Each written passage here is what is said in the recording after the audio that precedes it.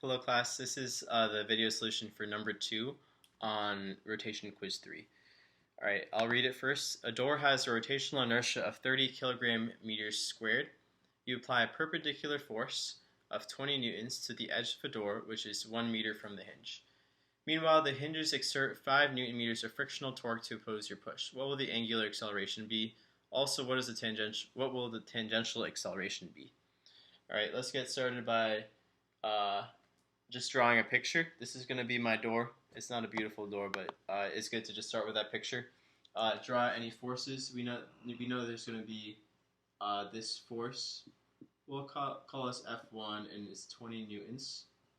And this is going to cause a torque, so just keep that in mind.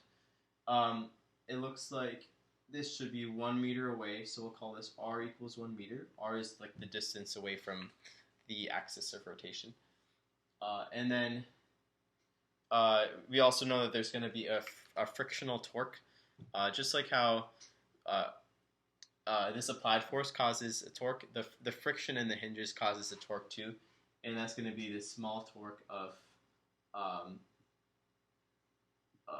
negative 5 newton meters. Okay, we'll call it negative because it's rotating in the clockwise direction. Usually they define positive as the counterclockwise direction. Okay, let's just figure out how strong the torque is. We should really have this memorized, but it's on your equation sheet as well. The torque is the radius times the distance you are from the axis of rotation times that perpendicular component of the force. So here all of the force is perpendicular to this radius. And that means you simply, to get the value of the first torque, you take the radius of 1 meter times 20 newtons, which gives you 20 newton meter, positive 20 newton meters of torque in a counterclockwise direction. Keep in mind that this is just the a torque is just the equivalent of a force, even though it has units of newton meters. Don't confuse that with work. It's not very related to work. Alright, so now similar to how you have Newton's second law in linear worlds, you're going to translate that to angular worlds. Instead of forces, you have torques that can motivate something. Instead of linear inertia, you have rotational inertia or angular inertia. Instead of linear acceleration, you have angular acceleration. So let's put those values in. I'll write the formula first. The two torques are the positive 20 and the negative, sum that up with the negative 5 newton meters of force. Here we said our rotational inertia, I didn't write it down, but the rotational inertia for this object is going to be 30 kilogram meters per second. Let me write that over here instead.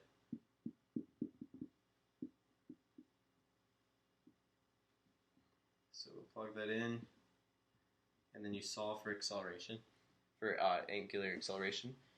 Once you solve over here, you get 15, positive 15 equals 30 times alpha.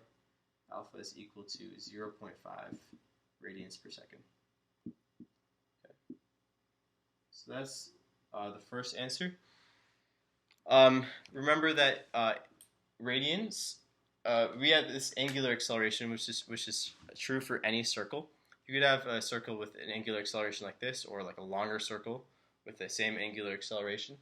We want to translate this into linear worlds, so to figure out the tangential velocity in meters per second squared, you have to translate it using these equations over here.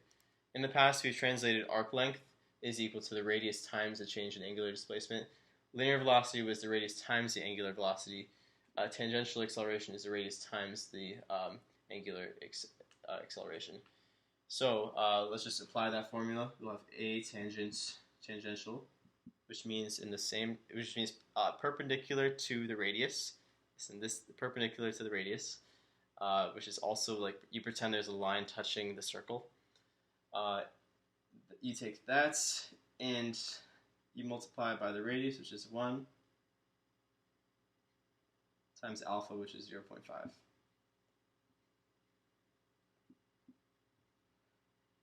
You can think of this meter as meters per radian, so that the units cancel, and you get that tangential acceleration is equal to 0.5 meters per second squared. One last thing, I just wanted to draw a parallel to linear force problems. And this whole situation is pretty similar to having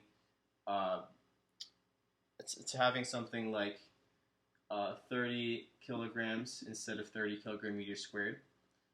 Instead of 20 Newton meters of torque, you have F1 equals 20 newtons.